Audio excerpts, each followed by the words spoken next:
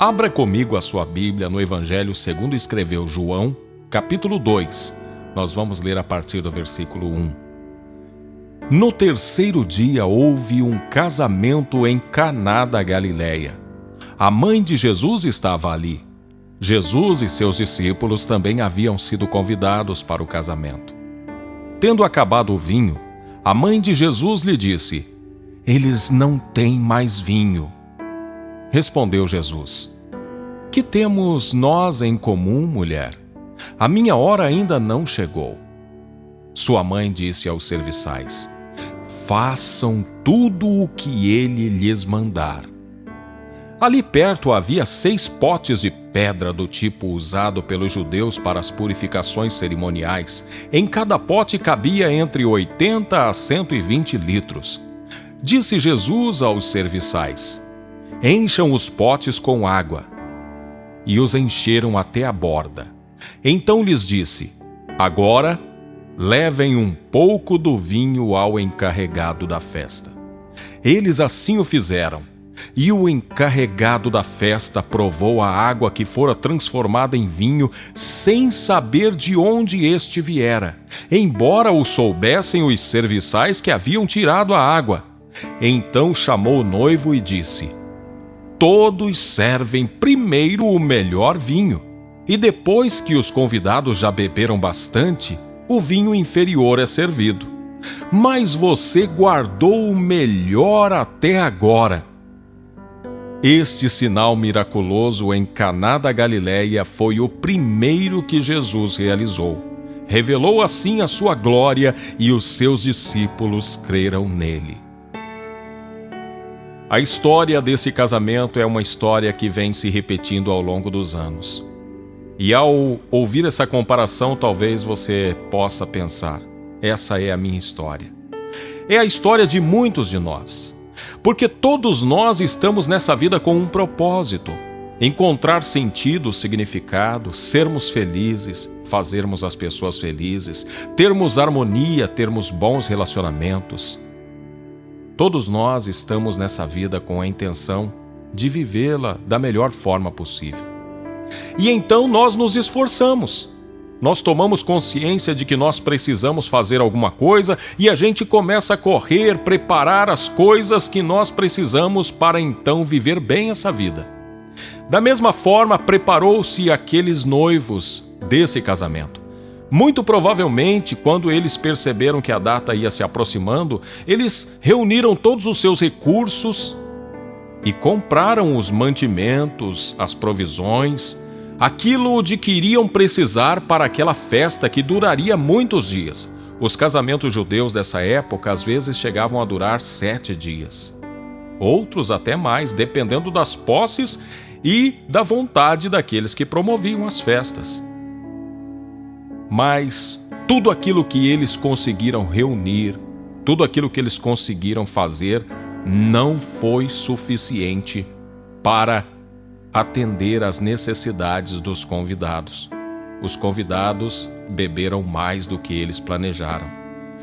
E nessa situação, quando Maria vai até Jesus falar sobre o fato do vinho ter acabado, Maria muito provavelmente estava penalizada, compadecida de imaginar que aqueles noivos, num dia tão importante de sua vida, pudessem ser humilhados, pudessem passar vergonha, porque é vergonhoso faltar provisões, comida aos convidados de uma festa, especialmente nessa cultura onde a abundância, a fartura de mantimentos, de alimentos e bebidas também significava a vida que eles iriam ter.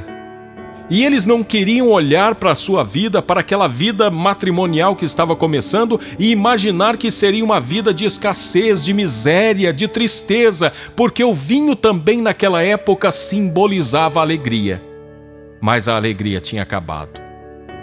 E quando acabou-se a alegria, promovida pelos recursos humanos, pelas provisões deles, eles tiveram muita sorte de que naquele casamento estava o nosso Senhor Jesus Cristo.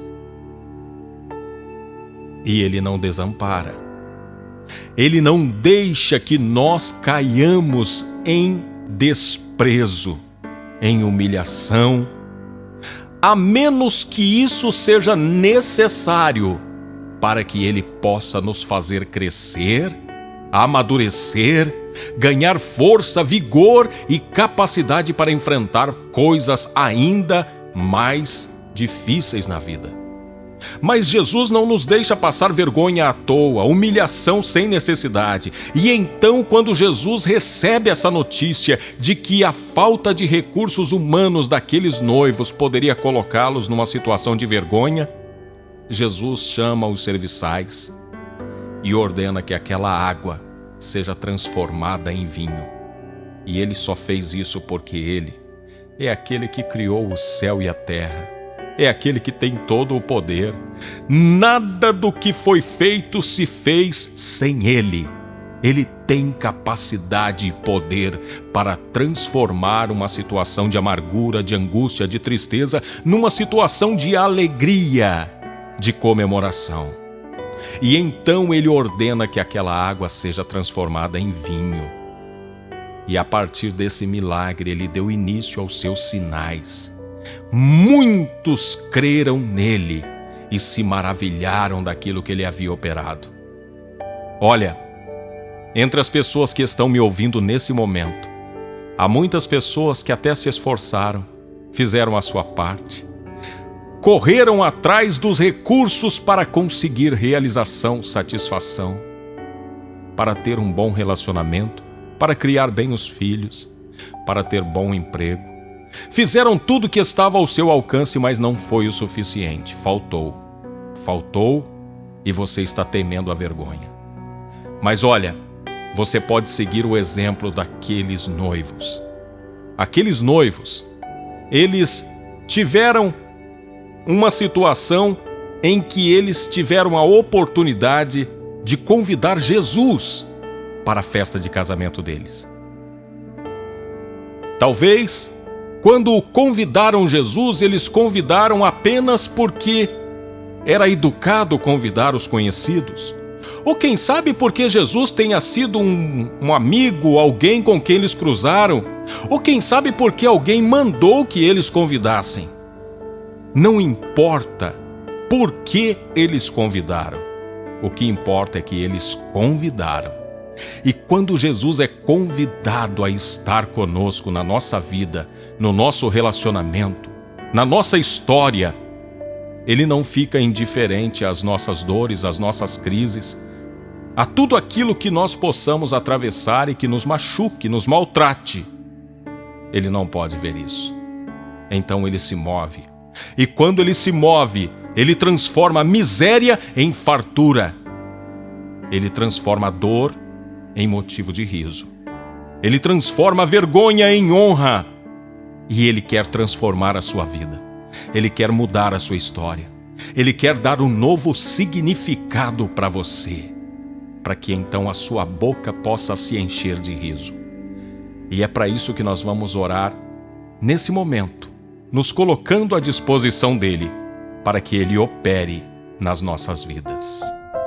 Deus poderoso de graça, bondade e misericórdia, nós queremos te convidar para fazer parte da nossa história, da nossa vida, para estar agindo, manifestando o seu poder, a sua presença sobre os nossos atos, sobre a nossa casa, sobre a nossa vida. Querido Jesus, o Senhor é convidado de honra, é convidado especial para interferir na nossa história, mudar o rumo das coisas e fazer com que nós alcancemos sentido, significado, alegria e prazer nessa vida. Jesus, o Senhor tem liberdade para transformar o que for necessário.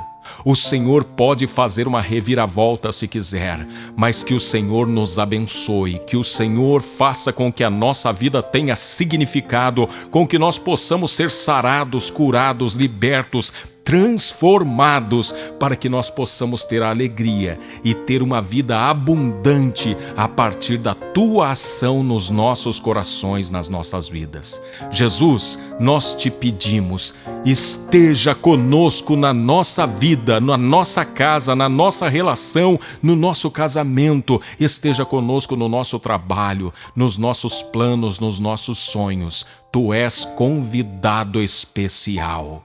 Nós não queremos que nada aconteça na nossa vida sem que o Senhor esteja presente. Assim eu te peço. Amém. Eu também te peço para você me ajudar a espalhar a palavra de Deus. Compartilhe essa palavra com as pessoas que você conhece e faça com que Jesus venha a ser glorificado na sua vida. Deixe um comentário se você gostou, inscreva-se no canal e dá um like. Que Deus te abençoe. Amém.